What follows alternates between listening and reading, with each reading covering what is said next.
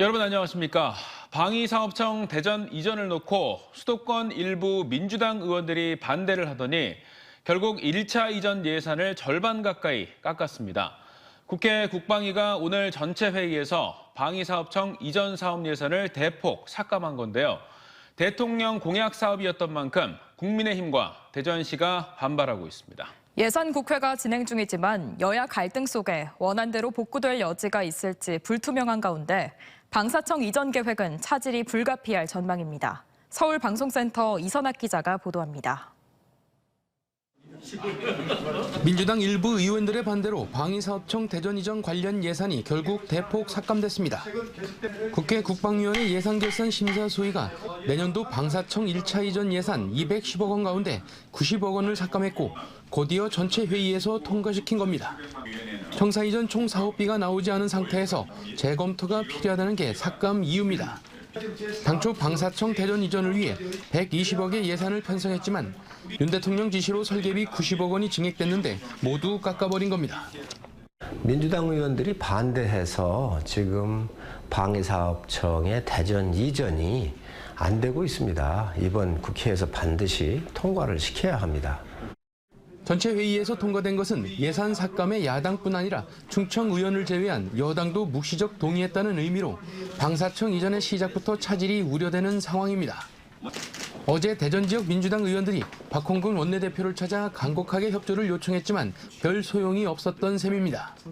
90억 감액은 아쉽고 앞으로 예결특위 과정에서 더 확보할 수 있도록 또 노력을 해야 하지만 일단 방사청의 대전 이전이 정상적으로 추진될 수 있도록 예산이 반영되었다. 여기에 의미를 두어야 합니다.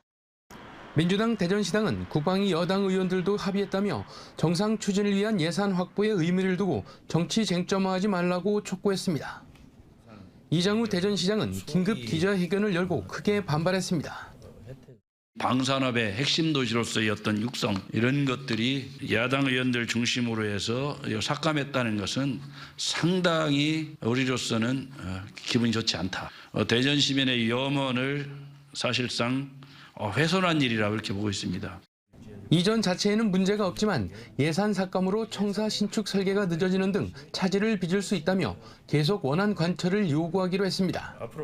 국방위에서 예산이 삭감됐지만 남은 예결위에서 복구할 수 있는 여지는 있습니다. 다만 충청 정치력의 무력감에 대한 지역민의 실망 속에 지역에서 여야가 얼마나 정치 역량을 모을지에 달려있어 쉽지 않을 거라는 전망이 지배적입니다. TJB 이선학입니다. 계룡 영하 1.9도, 세종 영하 1.5도, 대전 영하 0.3도 등 충청 내륙 지역을 중심으로 오늘 아침 최저 기온이 영하의 날씨를 보이며 올가을 들어 가장 추운 날씨를 기록했습니다. 어제보다 5도 이상 떨어진 초겨울 추위에 대전에서는 첫 얼음이 발견됐고 바람까지 불면서 체감 온도는 더 떨어졌습니다. 주말인 내일은 기온이 더 떨어져 아침 최저 기온이 대전 영하 1도 등 영하 4도에서 영상 4도로 올가을 최강 추위를 보여 서리가 내리고 얼음이 얼면서 농작물 냉해 피해도 우려되고 있습니다. 낮 기온도 13도에서 15도 분포로 주말 내내 추위가 이어지다 모레 낮부터 차차 풀려 다음 주부터 예년 날씨를 회복할 전망입니다. 현대아울렛 대전점 화재 참사가 난 지 40일 가까이 지났지만 아직도 화재 원인은 안개 속입니다. 못 밝히는 건지 안 밝히는 건지 의혹이 커지는 가운데 현대백화점 본사 사장까지 중대재해처벌법으로 입건됐고 오늘 피해를 입은 입점업체 관계자 1000여 명에 대한 첫 보상금이 지급됐습니다. 현대백화점의 과실 여부에 따라 처벌 수위가 달라지는 만큼 수사 결과가 더욱 주목되는데 왜 이렇게 늦어지는 걸까요? 김철진 기자가 취재했습니다. 8명의 사상자를 낸 대전 현대아울렛 화재 참사. 사고 발생 39일이 지났지만 사고 원인은 아직도 미궁 속입니다. CCTV에 지하 1층 하역장에 서 있던 화물차에서 물류기사가 물건을 내려 이동한 뒤 조수석 오른쪽 뒤편에서 불길이 치솟은 것만 확인됩니다. 국과수는 발화 지점 등을 밝힐 화재 재현 실험조차 못하고 있습니다. 차와 실험 장소, 전문가 섭외 등의 시간이 걸린 탓인데 실험 준비는 모두 끝났다고 밝혔습니다. 차하고 이제 장소 같은 거 이제 같이 좀 수배가 됐고, 그거는 이제 저희들이 추후 이제 계속 진행을 좀 해야 돼요. 스프링클러 등 소방시설 작동을 가릴 전자기록 분석도 아직 나오지 않았습니다. 통상 2주면 대략적인 결과가 나온다고 합동감식에서 발표한 것과 달리 전문가 지원을 받아야 해 분석에 시간이 걸린다는 겁니다. 조사가 늦어지면 재개장 등 후속 대책도 늦어질 수밖에 없어 너무 늦는 게 아니냐는 비판도 나옵니다. 이런 가운데 대전고용노동청은 지난달 말 김영종 현대백화점 사장 등 3명을 중대재해처벌법으로 입건했는데 실제 소환까지는 시간이 필요하다고 밝혔습니다. 입건됐다는 것은 화재 예방 기준을 위반한 증거가 있다는 건데 원인 조사 결과와 소방시설 작동 여부에 따라 처벌 수위가 달라질 예상입니다.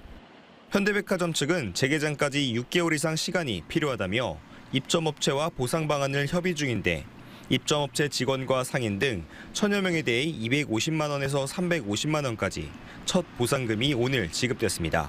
한편 경찰은 이번 수사에 국가수의 감정 결과가 중요하다며 이달 내로는 국가수로부터 자료를 받아볼 수 있을 것으로 기대했습니다.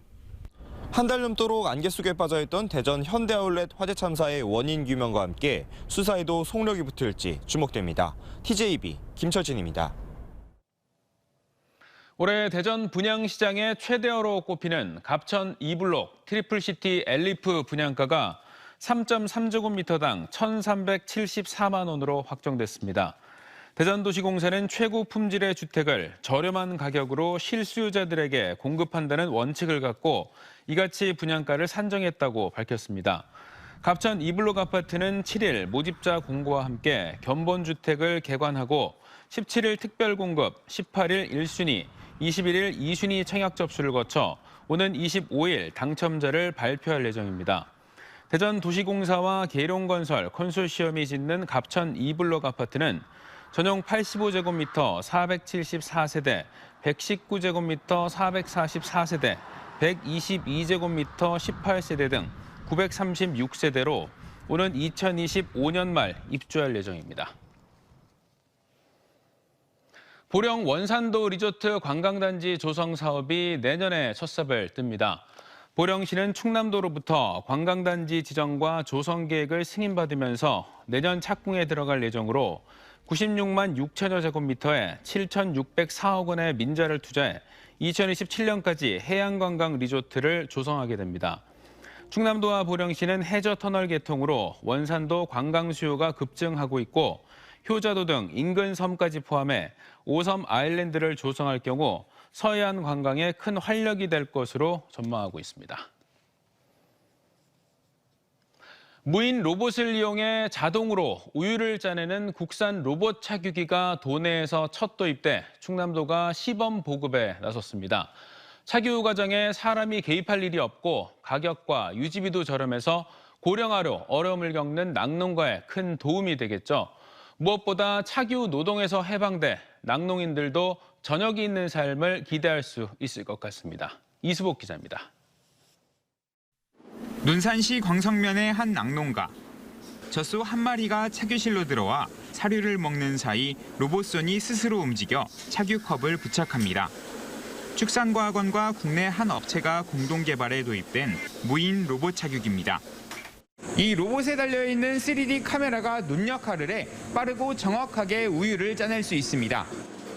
우유를 빼낸 뒤엔 세척까지 알아서 하고 소를 내보낸 뒤 다른 소가 들어오면 자동으로 작업을 반복합니다. 무인 로봇 도입 전에는 이 같은 착유의 전 과정을 사람 손으로 해야 했지만 착유부터 세척, 소독까지 모두 자동화돼 고령화로 일손이 부족한 농가에 큰 힘이 되고 있습니다. 보통 아침, 저녁으로 착유가 보통 2시간 정도씩 했거든요. 두 사람이. 근데 지금 같은 경우에는 혼자서 아침, 저녁으로 한 30분 정도 소 몰아주는 것만 하면은. 젖소 한 마리에 투입되는 노동시간 중 42%는 우유를 짜는 시간. 비싼 외국산 착유 로봇에 엄두를 못 냈던 충남 낙농가들도 이제 저녁이 있는 삶을 바라볼 수 있게 됐습니다. 외국산보다 40% 이상 저렴한 데다 소모품도 국내에서 쉽게 구할 수 있어 유지비도 적게 듭니다. 하루 최대 190번 착유 작업을 할 수 있어 외국산과 성능면에서도 뒤지지 않습니다. 우유를 짜내면서 소의 생체 정보를 수집해 잠재 질병을 예측할 수 있는 등 과학적인 농가 경영도 가능합니다. 로봇 착유기를 사용하면서 얻을 수 있는 생체의 정보를 활용해서 농가가 개체별 정밀 사용 관리를 할 수 있고 이로 인해 생산성이 증대될 수 있습니다. 충남도 농업기술원은 올해 안으로 지역 낙농가에 이 같은 한국형 로봇 착유기 시범 보급을 확대할 예정입니다. TJB 이수복입니다.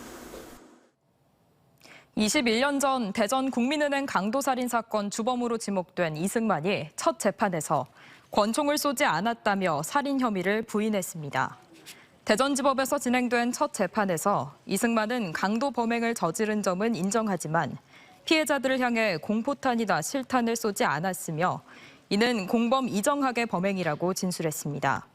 반면 이정학은 이승만이 권총으로 피해자들을 위협하다 살해했다고 주장하며 둘의 진술이 엇갈리고 있어 사용한 권총이나 차량 등 직접 증거가 없는 상태에서 검찰의 공소사실 입증에 난항이 예상됩니다. 어젯밤 11시 10분쯤 태안군 원북면 방갈리 하간포 해수욕장에서 야영을 하던 50대 남녀가 텐트 안에서 숨져 있는 것을 순찰을 돌던 해안초소 군인이 발견했습니다. 이들은 낚시를 하기 위해 방파제 쪽에서 야영을 하고 있었으며 경찰과 소방당국은 텐트 안에 가스난로가 있던 점을 미루어 일산화탄소 중독으로 숨진 걸로 보고 부검을 통해 사인을 파악할 예정입니다. 오늘 오전 8시 55분쯤 아산시 초사동의 경찰수사연수원 생활관에서 30대 경찰관 A씨가 숨진 채 발견됐습니다. 인천경찰청 소속 A씨는 이번 주 월요일 교육을 위해 연수원에 입소했는데 이날 수업에 들어오지 않는 것을 이상히 여긴 동료 연수생이 생활관에서 숨져 있는 A씨를 발견했으며 사인을 조사 중입니다.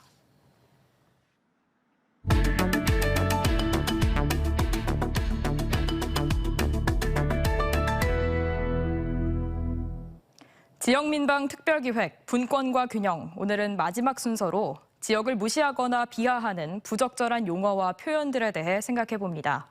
지방자치단체를 비롯해 비수도권 등 지역을 열등한 존재로 인식하도록 만드는 표현과 용어들을 바꿔나가야만 진정한 지방분권 시대가 열릴 수 있습니다. 지역민방 공동취재단 TJB 노동현 기자가 보도합니다. 지난해 1월 김윤 당시 국민의당 서울시당 위원장이 한 라디오 방송에서 경주 월성원전 3중 수소 유출을 보도한 지역 방송사에 대해 이렇게 표현했습니다. 어디 지방방송에서 제가 얘기한 거 가지고 그걸 가지고 읽어요, 이낙연 대표나. 일부 정치권 인사들이 지역에 대해 갖고 있는 왜곡된 인식을 단적으로 보여줬습니다. 2007년 태안 기름 유출 사고로 각인된 서해안 허베이 스피리트호 기름 유출 사고, 광주 아파트 붕괴 사고가 더 익숙한 지난 1월 현대 아이파크 사고처럼 원인 제공자 대신 대형 사고 앞에 지역 이름을 붙이기도 합니다. 태안 기름 유출 사건으로 기억합니다. 그렇게 기억하는 이유가 어디에 있을까요? 신문이나 방송 같은 데서도 그렇게 다 얘기를 하고 아무래도 앞에 지역명이 붙는 게 더 기억하기도 쉽고. 서울은 중앙으로 나머지 지역은 변두리로 낮게 보는 인식 때문이라는 지적도 나오는데 국세청 등 지역 행정기관 앞에 지방을 붙이는 것도 비슷한 맥락입니다. 때문에 우리 사회에 뿌리내린 지역 비하와 폄하를 바로잡으려면 지역사회 구성원들부터 지방 대신 지역을 사용하는 등 일상의 언어 가운데 지역의 가치를 높여나가야 합니다. 그런 의미에서 개헌을 통해 헌법 117조와 118조에 나와 있는 지방자치단체를 지방정부로 바꾸는 것이 시급한 과제입니다. 중앙은 정부인데 지방은 여전히 단체에 머물러 있는 겁니다. 따라서 지방정부로 바꿔 중앙과 지방정부가 대등하고 협력적인 관계를 이뤄야 진정한 균형 발전을 이룰 수 있다는 목소리입니다. 지방 분권형 개헌을 통해서 중앙과 지방이 1대1로 동등한 관계라는 것을 우리 헌법적으로 이것이 만들어져야 되고, 또 수도권을 제외한 나머지 지역을 일컫는 비수도권이라는 용어도 열등하다는 부정적 뉘앙스를 품고 있어 사용 자제가 필요하고, 대형 참사 이름 앞에 지역 이름을 붙이기보다 재난보도 준칙에 따른 기준으로 명시해야 합니다.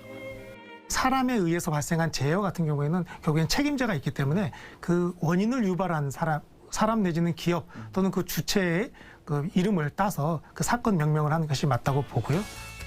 지역을 차별하고 비하하는 용어와 표현들을 바꿔나가는 노력. 명실상부한 지방자치 시대를 열기 위한 첫 걸음입니다. 지역민방 공동취재단 노동현입니다.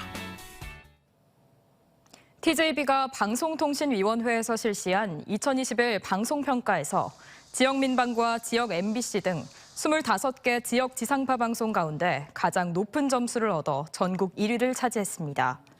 TJB는 TV 방송평가 점수는 490점으로 지역 방송 중에 1위, 라디오 평가 점수도 217.92점을 얻어 역시 1위를 기록했으며 지역 KBS까지 통틀어서도 전국 1위입니다. 지역성 구현과 재무 건전성, 콘텐츠 투자, 심의 규정 준수와 오보 관련 평가, 각종 기자상 등 수상 실적 등에서 두루 높은 평가를 받았으며 방송평가 결과는 재허가 심사에 반영됩니다. 청소년 영화인들의 꿈의 축제인 22회 대한민국 국제청소년영화제가 오늘부터 한밭대 아트홀에서 개막해 사흘간 이어집니다. 올해에는 306편이 출품돼 본선에 44편이 올랐으며 영화 상영은 메가박스 대전점에서 내일 하루 동안 무료로 상영됩니다.